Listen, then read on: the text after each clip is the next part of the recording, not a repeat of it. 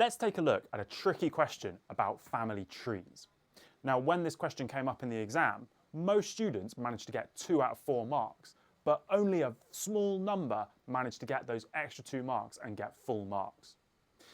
We have a family tree here, and we are asked, what conclusions can you draw about the nature and location of the allele responsible for this disease? And we have to explain our answer. Looking at our family tree, we can see we've got individual 1 and 2 have offspring 3, 4 and 5. Number 3 has the disease.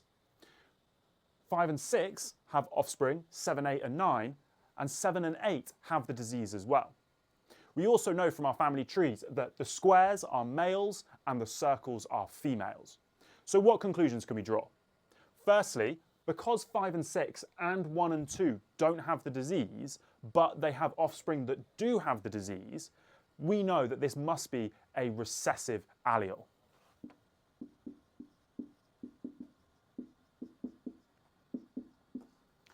So that's our first mark, but we need to explain that. And we explain it by saying that healthy parents have children that have the disease.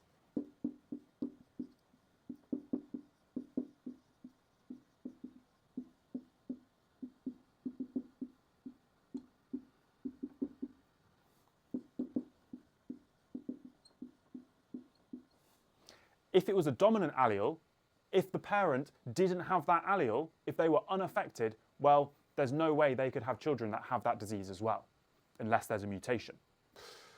Our next conclusion that we can draw is the nature of and the location of where that allele is located.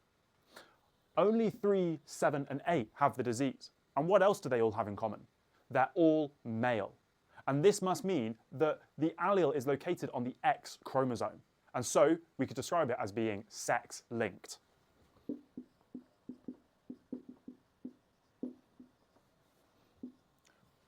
Mark number 3.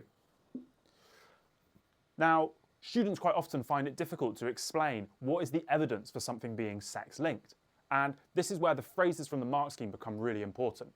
We can very simply say, only males have the disease. And that is our evidence for it being sex-linked.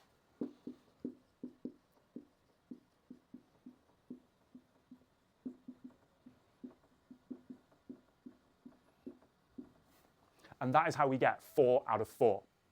Follow for more tips and tricks on how to answer those hard questions.